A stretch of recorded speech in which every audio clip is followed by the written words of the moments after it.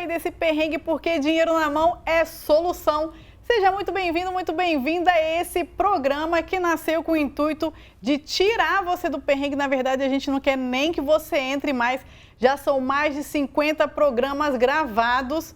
E se você ainda está no perrengue, por favor, chama a gente no direct, né? Pelo amor de Deus, se depois disso tudo você ainda estiver no perrengue, eu acho que a gente não está fazendo o nosso trabalho direito. Nossa, mãe do céu, então não me faça passar vergonha, por favor. Seja muito bem-vindo. E nós vamos falar de quem hoje, Érico?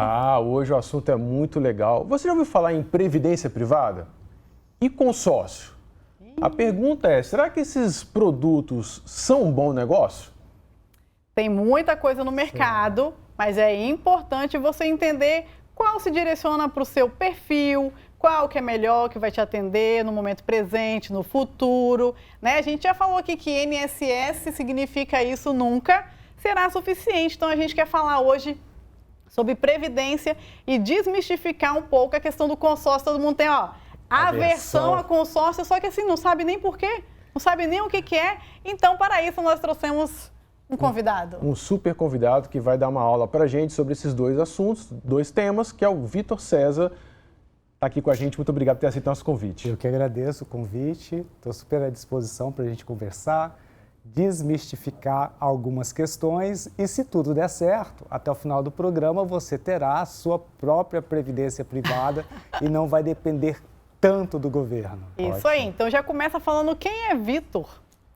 Bem, o Vitor é um filho de eletricista e de dona de casa, costureira, mas o Vitor é uma pessoa que estudou muito, fez graduação em administração, pós, MBA, um mestrado incompleto, mas o Vitor, ele também é um empreendedor. O Vitor é uma pessoa, pai de 2 filhos, casado há mais de 20 anos, e, como qualquer brasileiro, é uma pessoa que já passou muitos perrengues na vida. Quem nunca, né? Quem nunca atira a primeira moeda. Atira a primeira moeda é ótimo. Eu sou também sócio de uma empresa de investimentos e o meu trabalho basicamente é ensinar outras pessoas a como cuidar melhor do próprio futuro. E é isso que me deixa bem satisfeito e feliz por estar aqui hoje, compartilhar um pouco do que eu sei e um pouco do que vai te ajudar a ter um futuro mais tranquilo para a sua família também. E pegando então o gancho dessa última frase que você acabou de falar, qual a importância que você dá para a educação financeira na vida das pessoas? Olha, Patrícia, somos suspeitíssimos para falar, mas eu trabalhei no setor educacional por mais que 12 anos da minha vida. Eu sei bem a importância que a educação tem. Todos nós, na verdade, a gente sabe por osmose, né? Na mídia está o tempo todo falando sobre a importância da educação, a gente sabe porque temos filhos em idade escolar, etc. Mas a educação financeira é um fator mais novo na vida do brasileiro. A gente não pode, oficialmente, digamos assim, entregar a obrigação da educação financeira ao Estado, mesmo porque tudo que a gente aprendeu até hoje veio de algum esforço, hora estatal, hora privado, mas educação formal. Educação financeira é algo que pode transformar a vida de qualquer brasileiro ou de qualquer pessoa em qualquer lugar do mundo. Mas a educação financeira, ela está naquele escopo educacional que a educação formal ela não abraça. Então você pode até ter educação financeira na escola, mas enquanto adulto você não pode responsabilizar a escola por não te ter dado educação financeira. Você pode e deve aprender sobre finanças. Então, e assim, tá para todo mundo hoje, né? Hoje está super fácil, não tem nenhuma, eu não diria desculpa, porque as pessoas podem ter uma certa resistência, imaginando que aprender sobre educação financeira ou se educar financeiramente envolve matemática, envolve números, e algumas pessoas elas têm uma certa resistência, mas eu já posso te antecipar que, dado o volume de informação e de acessos que você tem, seja por órgãos oficiais como a CVM ou a Ambima ou outras instituições financeiras, ou mesmo por youtubers de educação financeira, seja o que for, hoje há uma amplitude para se aprender sobre finanças, mas o mais importante a se aprender sobre finanças não é sobre dinheiro, é sobre comportamento. Então, se você quer aprender a lidar melhor com dinheiro, você tem que começar primeiro aprendendo sobre o ser humano que você é, o seu modo de pensar sobre dinheiro. É lógico que educando-se ali, aprendendo um pouco mais sobre matemática financeira, sobre produtos financeiros, sobre bons investimentos, vai te ajudar. Mas tudo está na forma como você lida com o dinheiro e não necessariamente no que você sabe sobre investimentos ou sobre dinheiro. Perfeito. Sim. E você já passou algum perrengue financeiro? Muitos. Você tem como trazer um exemplo assim pra gente? Eu tenho certeza assim, que a situação mais difícil que eu já vivi financeiramente foi que no auge da minha carreira, porque eu tinha uma carreira de gestão tradicional, né? Mas no auge da minha carreira, no auge da minha idade profissional, da minha maturidade profissional, digamos assim também, eu descobri uma doença séria, muito importante, e aquilo tirou o meu chão, né? E me desestabilizou completamente e, na consequência disso, eu também perdi a minha ocupação, dada a crise ali de 2013, 2014. Então, foi um momento que a família sentiu muito aquele momento, né? Um momento de saúde fragilizada, de finanças fragilizadas, e eu vi as minhas reservas ou o pouco que eu tinha me ocupado naquele momento, com uma educação financeira ainda muito ruim e sabendo muito pouco em relação a investimentos, eu vi o quanto aquele dinheiro ele acabou relativamente rápido, ele comportou alguns meses, mas essa talvez tenha sido a fase mais difícil que eu vivi até hoje, com filhos ainda pequenos, com muitas dúvidas em relação à própria saúde, sem ter um seguro de vida, um seguro saúde, porque eu sequer sabia que eu poderia ter algo desse contexto. Então, certamente foi a fase mais difícil. Agora, essa fase onde eu já tenho compreensão do que é ter um perrengue sendo um pai de família, eu cresci numa família de trabalhadores e a cada ciclo de empregos e desempregos que uma família típica brasileira de trabalhadores passa, a família sofre, né? Então, em vários momentos ali da minha infância, da minha juventude, eu passei vários perrengues, assim. Se eu fosse elencar todos os perrengues por ordem de dificuldade, talvez a gente ficasse aqui muitas horas conversando. Mas eu acho que esses dois se conectaram bem com as pessoas, né? A questão de uma situação de saúde, não ter uma reserva que comporte ali muito tempo, e a questão da infância, né? Aquela vivência que a gente tem ali. É o que acho que a grande maioria dos brasileiros acaba passando também por uma questão de desemprego, né? Também você passou, né? 2013, a pandemia, né? Também fez muito isso e a gente sabe como é que funcionam essas questões, como elas impactam, né? no núcleo familiar. Mas, Vitor, agora falando um pouquinho sobre o tema que a gente está trabalhando aqui hoje, consórcio. O que é o consórcio? É quase tudo que você já ouviu, mas também é quase tudo o que você não deveria ter ouvido sobre. Então, o consórcio é um produto financeiro que é uma jabuticaba, é uma coisa que só tem no Brasil, né? É um modo de você financiar um bem que você não pretende adquirir ele agora, você está programando a compra daquele bem ou serviço, tá? Hoje, inclusive, existe consórcio para aquilo que você talvez nem imagine, como, por exemplo, quer colocar aquela porcelana bonita nos dentes, ficar como um artista famoso, tem consórcio para pagar esse tipo de procedimento estético. Então, o consórcio é um instrumento financeiro para que você programe uma compra de alto valor agregado com custos menores do que você teria se você fosse lá no banco e tomasse um empréstimo para comprar aquele bem agora. No mundo financeiro, a gente tem uma regra muito simples. Todo o dinheiro que você precisa com urgência, ele é mais caro. Isso é uma regra prática, não vale só para quem está num perrengue tão grande que precisa pegar um dinheiro emprestado fora do sistema bancário, vamos dizer assim, porque as taxas que se cobram nessa urgência elas são maiores. Então, o financiamento, se você vai comprar um carro ou um imóvel, por exemplo, se você opta pelo consórcio, é natural, não quer dizer que vai ser sempre assim, mas é natural que, como você não tem a urgência do dinheiro, que ele custe para você mais barato. Aí cabe aquelas continhas, ler as letrinhas miúdas, etc. Mas o consórcio é isso, é um instrumento financeiro para uma compra programada. E para quem se destina esse produto? Para quem não tem pressa. É exatamente para quem não tem pressa. Perfeito, tá bom. Não precisa...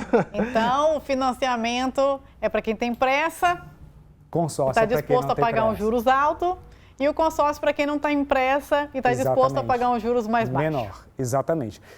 Na verdade, o consórcio, tecnicamente, ele não tem juros. Não tem juro aplicado ali, juro sobre juro. Consórcio tem o que a gente chama, para quem mora em condomínio vai entender, uma taxa de administração. Na verdade, a analogia com o condomínio se aplica muito bem a consórcio. A mesma taxa que você paga de manutenção do condomínio, você paga também uma taxa de administração para uma empresa devidamente credenciada pelo Banco Central para organizar aquele grupo de pessoas, porque não é só você sozinho. Vamos dizer que tem 100 pessoas, X pessoas interessadas em comprar um imóvel de R$500 mil, por exemplo. A administradora do consórcio monta um grupo com essas pessoas e esse grupo, vamos dizer, grosso modo, que ele se ajuda a financiar aquele sonho. Então, aquelas pessoas, elas estão, todas elas querendo um imóvel de R$500 mil, só que elas não têm o dinheiro todo agora. Então, elas compartilham do mesmo sonho e dividem ali o custo para que alguém ajude elas a realizar esse sonho. Então, além da questão do tempo, ou seja, você não tem essa urgência, pensa no seguinte contexto. Olha só, veja bem, audiência. Se você é uma pessoa que você mora de aluguel e quer um imóvel agora para sair do aluguel, estou falando do imóvel porque é um bem caro, mas pode fazer consórcio de moto, do que você quiser, tá? Se a tua urgência é para trocar de imóvel para sair do aluguel, talvez o consórcio, muito provavelmente, não será para você a validar pela tua renda, teu estilo de vida.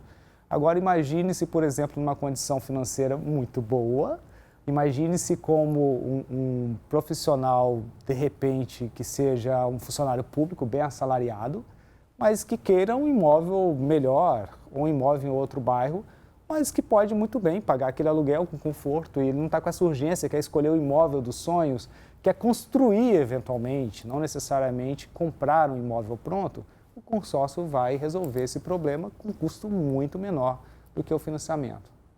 Como é que funciona sorteio, lance? O consórcio tem isso, né? A questão do sorteio e do lance. Como é que funciona isso? Tá aí a má fama do consórcio. Essa é a má fama do consórcio. E, na verdade, foi porque alguém te vendeu. Se você é frustrado com o consórcio, muito provavelmente alguém te vendeu errado, te dizendo que, olha, você pode sim, você pode adiantar esse processo. Então, a estrutura do consórcio, ela funciona da seguinte maneira. Ou você é sorteado, e as duas regras básicas ali, ou você tem um número da própria administradora, ou você tem um número sorteado pela Caixa Econômica, pela Loteria Federal. E se você for sorteado, literalmente, se você tiver sorte, você recebe ali o direito financeiro, a carta, para você comprar aquele bem hoje, por exemplo. Então, digamos que tem um sorteio hoje, uma vez por mês, e daquelas X pessoas que estavam naquele grupo, saiu o meu número. Eu posso agora ficar feliz, porque isso pode ter sido na primeira parcela, na segunda, na terceira, na 10ª, na 100ª, não importa. Na pior das hipóteses, você vai ser o último sorteado, porque todo mundo já recebeu o seu bem. Então, o lance é uma maneira de você, se não foi sorteado, digamos que a administradora vai fazer um leilão. Assim, olha, tenho aqui R$500 mil, quem me dá mais agora por esse dinheiro? Então, se você dá um lance maior do que o meu, Patrícia, naquele momento, você, naquele mês, vai ter o direito a receber a carta antes de mim e assim sucessivamente. Então, o sorteio é por sorte, o lance é porque você pega uma parcela do dinheiro, como se fosse uma entrada de um financiamento, assim, olha, eu estou disposto a receber esse dinheiro agora. Vocês querem me passar esse dinheiro por X valor? É isso. Essa é a diferença, basicamente.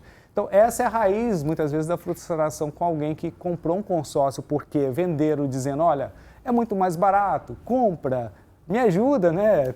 Tem muito disso no sistema bancário, né? Olha, ajuda o seu gerente, amigo, né? Nossa. Compra um consórcio aqui de mim, vai que você dá sorte, ou você vai pagar bem mais barato, etc. E assim, aquilo. Não, mas a verdade é essa. O consórcio vai frustrar quem precisa do bem rápido, na maioria das vezes. Existem outros usos para o consórcio e há quem diga ou quem venda o conceito de você usar o consórcio como investimento, para você vender uma carta, ter um lucro naquela carta contemplada, tem N situações, mas a raiz do conceito é exatamente aquilo que a gente falou alguns minutos atrás. Está com pressa? Consórcio não é para você. Ah, mas fulano, beltrano, não importa. O produto foi desenhado para isso. Se você compra acreditando que vai conseguir isso rápido, pode ser que consiga, mas se você vai com essa expectativa, a chance de você se frustrar é muito grande. Fiquem atentos, tá vendo? O consórcio não é esse bicho de 7 cabeças ou esse vilão, como é pintado. Então, para a gente fazer uma transição para mudar de assunto, para a gente já ir para a Previdência... De 8 para 80. Pergunta surpresa. Sempre tem a pergunta surpresa. Aí, ó. Olha. Apareceu. Só para a gente fazer a transição para ir para a Previdência, eu tenho certeza que o pessoal tá ali, Previdência. As pautas são muito diferentes, né? Para fazer essa transição de 8 para 80, manda a pergunta. Vamos ver o que vai sair. Dica para quem está nos assistindo, não cair em armadilhas na hora de fechar um consórcio. Nossa, muito bom. Olha, a primeira dica é o seguinte, quem regula a oferta de consórcios no Brasil é o Banco Central. Então, se você tem dúvida, não só para consórcio, mas para qualquer instrumento financeiro, se você não está na porta de uma agência bancária comprando isso dentro da agência, porque consórcio e outros produtos também podem ser vendidos fora do sistema bancário. Consulte a empresa que está te ofertando, se essa empresa tem ali o seu registro, se está ativo junto ao Banco Central. Verifique a idoneidade de quem está te oferecendo isso. E se algum dos seus colegas montar um grupo particular para investir, para ratear Tem muito isso, não sei se é familiar a vocês, mas algumas pessoas falam assim, olha, tem um jet ski, custa X mil reais. Vamos fazer o seguinte, cada um compra um pedacinho, uma cota, a gente usa aqui no final de semana, ou faz qualquer tipo de arranjo desse e fala, olha, a gente tem um consórcio aqui. Não tem nenhuma garantia de que isso vá funcionar. E como envolve o dinheiro das pessoas, a coisa mais correta a você fazer quando você ouvir falar qualquer coisa do tipo, me dê o seu dinheiro que eu vou fazer alguma coisa em troca para você, avalie se isso tem respaldo do Banco Central do Brasil, verifica mesmo o site, consulta o máximo, tira o máximo de dúvidas que você puder. A chance de você cair num golpe nesse sentido, ou seja, depois de ter consultado as entidades oficiais que zelam pelo nosso dinheiro e pela segurança do sistema financeiro brasileiro, se você fez a sua consulta e a resposta foi positiva naquele momento, a chance de você cair num golpe é quase zero. Pode acontecer não de um golpe, mas aquela empresa eventualmente falir, etc., porque não foi um golpe constituído. Foi literalmente uma situação de mercado. Mas pesquisa antes, tenha certeza que você não está ali sendo enrolado por mais alguém querendo teu rico dinheirinho. É o que mais tem por aí, né? De sobra. De sobra. Chovendo. Beleza, então agora de Previdência, né? Caindo no assunto Previdência, explica pra gente qual é a diferença da Previdência oficial da Previdência complementar. Tem que fazer pausa, né? Tem que fazer pausa. Respira. Respira, vamos devagar. INSS. O pessoal fez uma brincadeira no início, todo mundo já ouviu falar, conhece, tem um familiar. Alguns de vocês na audiência eventualmente precisaram dos serviços do INSS, porque o INSS não é só aposentadoria. Eu, por exemplo, em 2016 eu perdi a visão do meu olho direito, a visão central. Naquele momento, como eu fui contribuinte do INSS, enquanto trabalhador de carteira assinada, eu tenho, obviamente, direito a ir até o INSS, numa situação de doença, de afastamento, qualquer que seja. Assim, olha, vamos fazer o seguinte, eu estou com um probleminha de saúde, eu não posso trabalhar, eu era professor, eu tive que ficar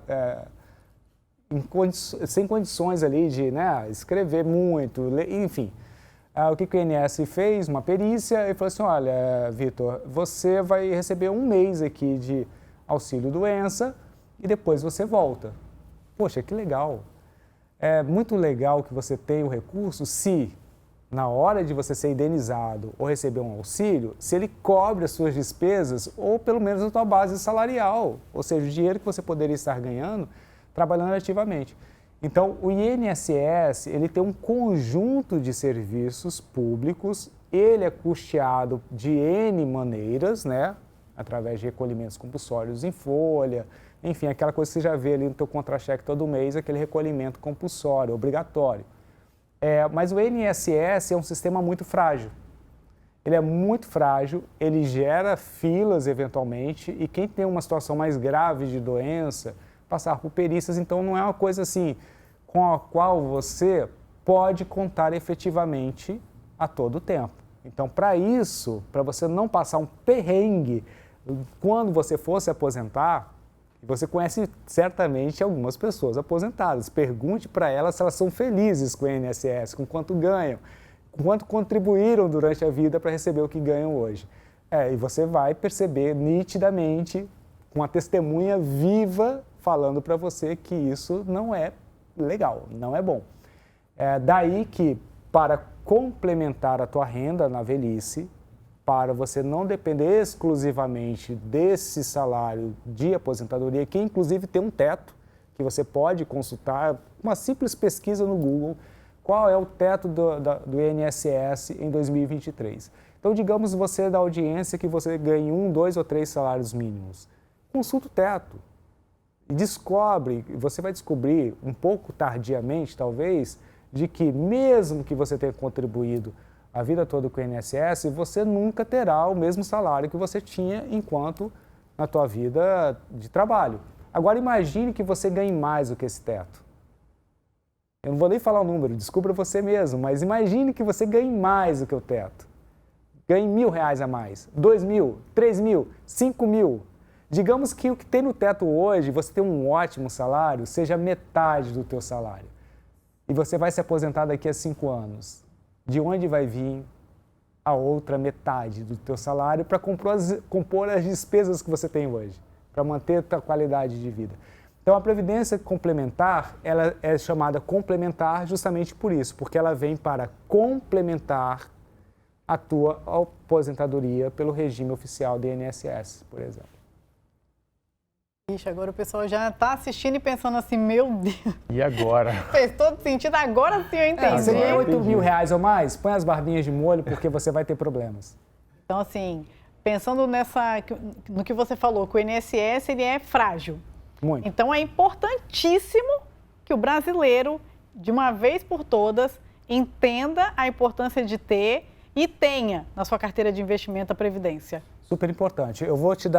Primeiro eu vou te dar uma base estatística. A pirâmide etária da população mundial, ela está invertendo, ou seja, a gente está chegando em um momento histórico, isso vale para o Brasil também, onde a população de pessoas idosas, ela está aumentando desproporcionalmente a pessoas mais jovens, a novos nascimentos.